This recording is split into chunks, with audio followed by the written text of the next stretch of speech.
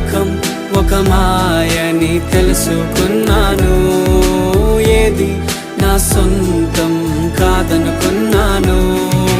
తప్పిపోయిన కుమారుని నేనైతే నా కొరకై నిరీక్షించే తండ్రి నా యేసు.